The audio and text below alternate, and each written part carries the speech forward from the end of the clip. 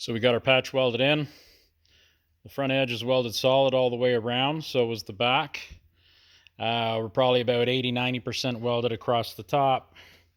More than good enough. And I mean, if we're being honest, if you welded this even every inch or a little less, that would be enough. We like to weld it as good as we can. I'm sure there's a couple of little gaps here and there where we could fill. But this is going to be fine.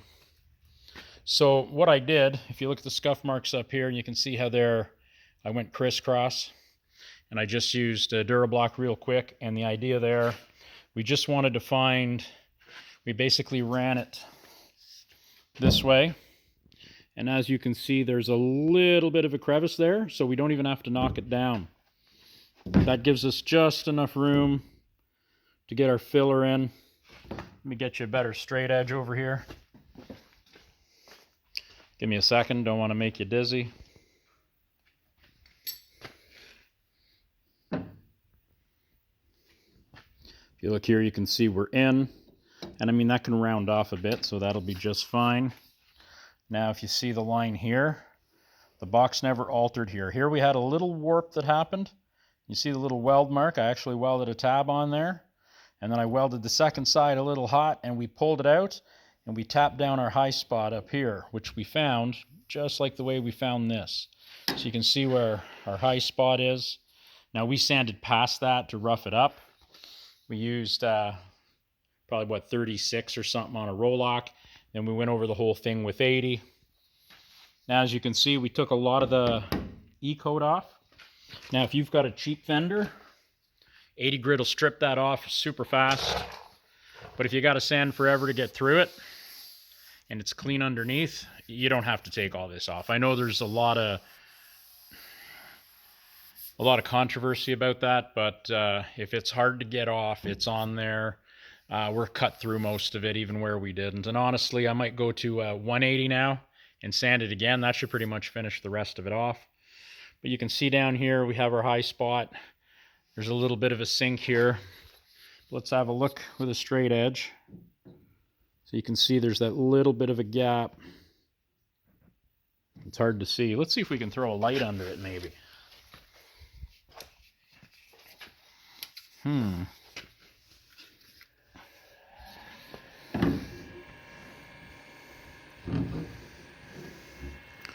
It's like a 1/16 of an inch, maybe a little bit more right there.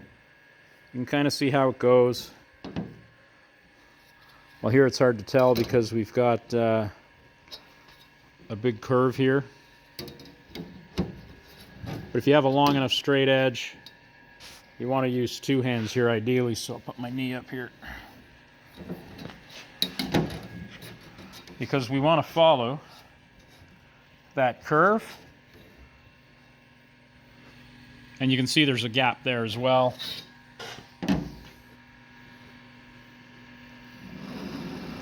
And that was the worst of the gap. But it follows through. And that's honestly not a whole lot. Now what we will do, we know there's going to be a couple little voids or pinholes in here somewhere, and we're not going to go to town and do that anymore.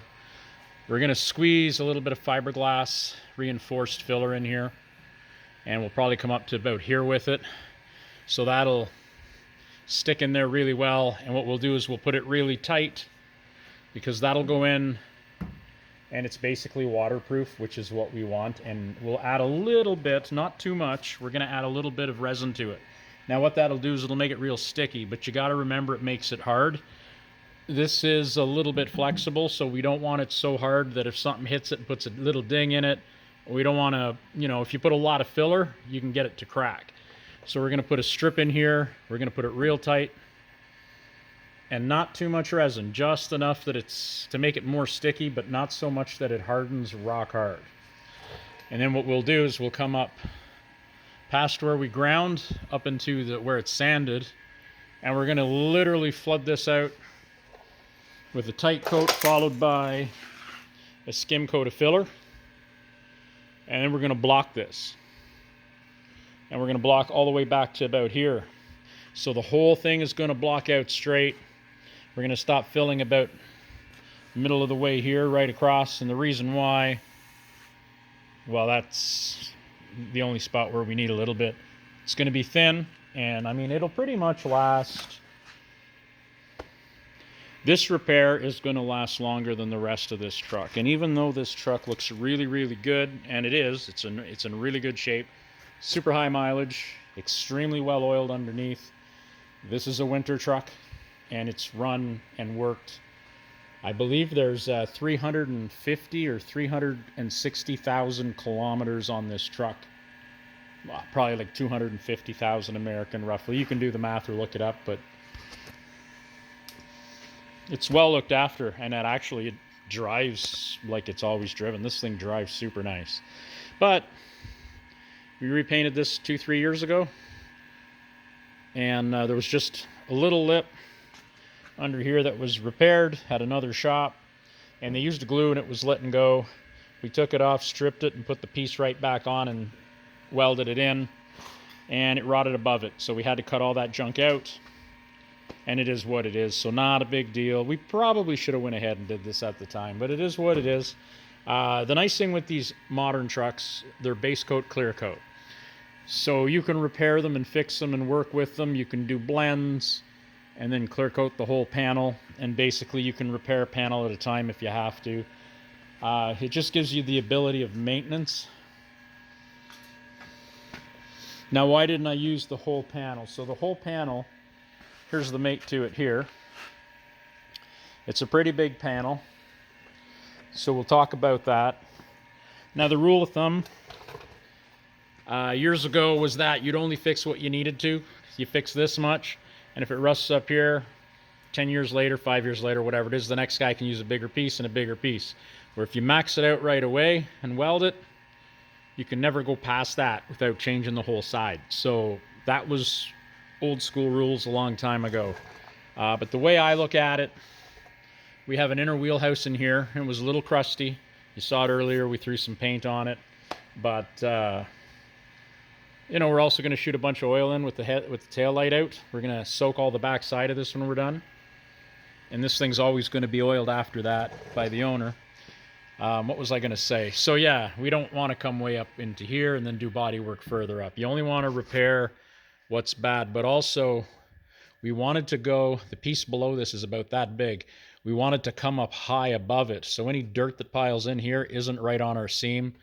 Now, there's going to be a place either here or here where you can't get away with that. So you got to make sure you keep taking metal off until the backside of the truck metal is shiny and clean and good.